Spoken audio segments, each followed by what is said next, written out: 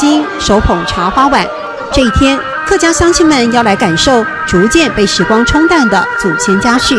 这个碗呢，就代表我们客家人的衣钵，这上面有新客相传，还有我们的那个代表客家的茶花，所以我们用这个碗，用茶水敬天爱地。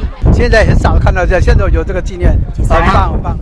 孩子们或许并不知道，那是抚慰心灵的一指碗，盈满期待的一指碗。从前在客家家庭里，孩子成年成家立业，父母一定送碗，代表衣钵相承。客家碗代表代代相传，就是大家要珍惜大地给我们的所有的东西，敬天，而且尊敬父母媳妇，我觉得对新的一代是非常重要的传承。如今怀旧也是最夯的时尚，客家碗在新时代被赋予更多代表性。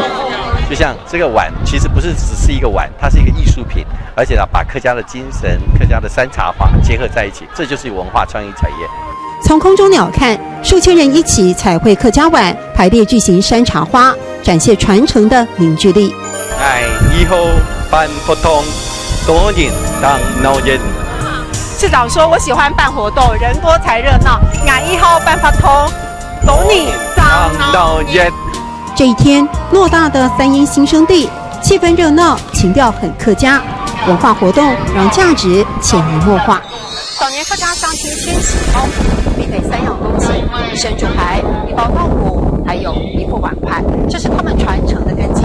而现在，通过越来越多的客家活动，提醒着现代的客家乡亲们莫忘本。1号办法通，多人当闹热。1号办法通，多人当闹热。